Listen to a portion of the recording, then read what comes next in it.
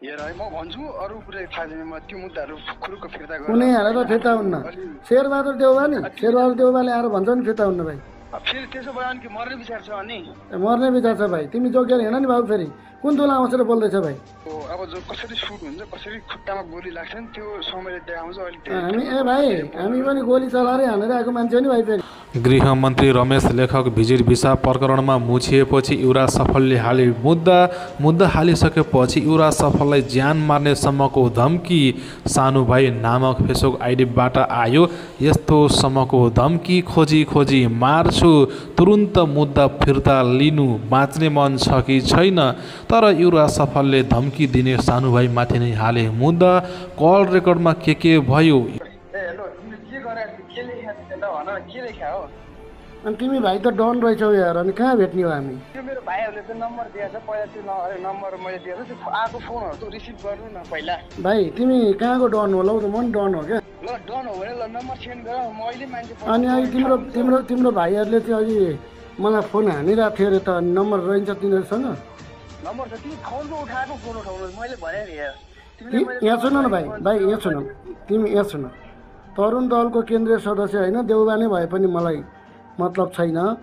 तिमीलाई म चिन्दिनँ। तिमीले सुन तिमीले म्यासेज गरेर यहाँ त्यहाँ गरेर फाइदा त केही छ। रमाइलो त एकछिन भयो होइन। मैले पनि फेसबुकमा हालिदिएँ। 400-500जना मान्छेले पनि चिने होइन। त्यो त राम्रै भइरहेको छ। अरे मलाई कति माथिबाट कस्तो के आइरहेको छ, टचर कत्रो आइरहेको छ त्यो विषय तिमीले देखा सुनेको छैन। देखा पनि त छैन। होइन अनि तिमी सुन तिमी रमेश लेखकलाई अस्ति भेटेर फोटो खिचाउँ। उनमा सपोर्टर पनि हो। खालि अब उनलाई चाहिँ किन चाहिँ विवादमा आएपछि बोल भाइ भनेर मैले गरेँ हुँ होइन। तर चाहिँ किन त्यसरी चाहिँ अब त्यसरी धम्की दिन मिल्छ भाइ? धम्की दिन मिल्छ?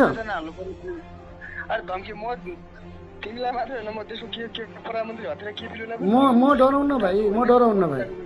तिमी भाइ नै हो। सानो नामैले बोला नि तिमी सानो भाइ हो होइन। सानो मान्छे हो तिमी। ए भाइ यहाँ सुन भाइ। मैले भनिदिएको छु अरू जस्तो म होइन। म लागेपछि सक्यो फेरि। तर भाइले अब जे भनेको छ मैले केही बिर्सेँ म हटाउन नि हटाउँदिनँ। अर्कोदेखि म्यासेज मलाई गर्ने होइन। मैले चाहेँ भने नि यो रेकर्ड गरेर यो भोइस रेकर्ड पनि लगेर म ल्याइदिन सक्छु। फेरि म रेकर्ड गर्नु न। मैले भने तिम्रो छ नि यो सबैलाई म ओन्ली वान सुटर पनि ल के गर्न सक्छौ तिमी आफ्नो हातबाट गर्ने चिज गर। जब मैले एक्सन ल्याउँछु नि मेरो भाइको फोन उठाउनु हैसियत छैन होइन। भाइ तिम्रो भाइ सुन बाबु सुन। तिम्रो भाइसँग नम्बर रहेछ भने मसँग किन मागे त हौ नम्बर?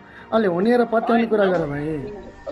नम्बर हामीसँग आएको कति 4-5वटा नम्बरबाट फोन आएको। एउटा कसैले नि फोन गरेको छैन।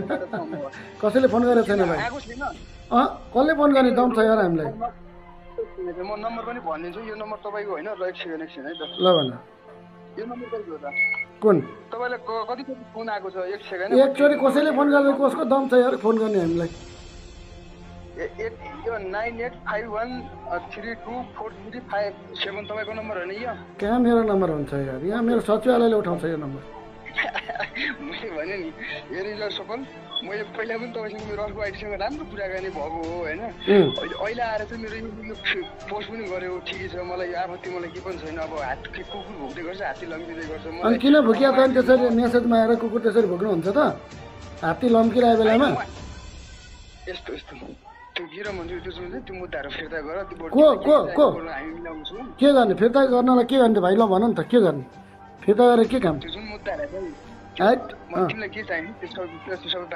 मलाई त केही पनि चाहिँदैन। म त नाङ्गा हो, बुङ्गा हो होइन, जोगी हो। बरु एउटा कुटी मिलाइदियो भने त मलाई एउटा कुटी यहाँ बस्ने आनन्दले। कुटी जङ्गलतिर आनन्दले बस्ने कुटी हुन्छ नि, जङ्गल जोगी बस्ने।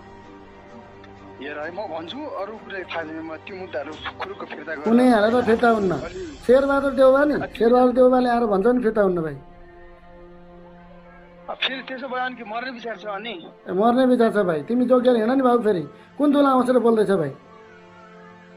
दुलामा होइन त्यसो पढामा के विषयमा आउँदैन सोध न। सानो भाइ भन्ने को तिमी मलाई सानो भाइ हो क्या? तिमी सानो मान्छे हो भाइ हो। ल नामै त्यस्तै छ। अब जो कसरी सुट हुन्छ कसरी खुट्टामा गोली लाग्छ नि त्यो समयले देखाउँछ। अहिले हामी भाइ हामी पनि गोली चलाएर हानेर आएको मान्छे हो नि भाइ। फेरि त्यो अहिले विगत हेर है। फेरि युवराज सफल विगत हेर भाइ। फेरि हामी तिमीहरू जस्तो त्यो चाहिँ त्यो गरेर आएको मान्छे होइन नि फेरि विगत हेर नि भाइ फेरि म दुश्मनी गर्दिनँ गरेपछि फेरि राम्रो हुन्न भाइ फेरि विचार गर है तिमीलाई राम्रो छ भनिदिएको छु मैले तिमी तरुण दलका चाहिँ जोसुकै भए पनि या म अपन च्यालेन्ज म दिइरहेको छु त तिम्रो हातबाट हुने चाहिँ तिमी गर म मेरो हातबाट हुने चाहिँ म गर्छु होइन तिमी म यस्ता झिना मसिना मान्छे छ मलाई केही गर्नु पनि छैन अब क्रिया यदि भयो भने प्रतिक्रिया अनि देउँला नि त अहिले केही छैन मलाई त्यो मतलब छैन यस्ता कति आए कति गए AK-47 बोकेर आए के लिएर आए मलाई टाइमै तोकेर चाहिँ आए कोही माइकेल दशा लागेको छ भन्ने बेग्लै कुरो हो भाइ तिमी होइन भने साइड लाग्यो भाइ पहिला मेरो समूहको फोन उठाउने हैसियत गर्नु को तिमी अब भाइ तिमीसँगै बोल्दैछु त को अर्को मान्छे यार नोकर चाकरसँग बोल्दिनँ नि त म भाइ तिमी आफै बोल न के भन्नु पर्यो ल भन्नु मेरो फोन किन उठ्दैन त अनि हावा नचाहिन्छ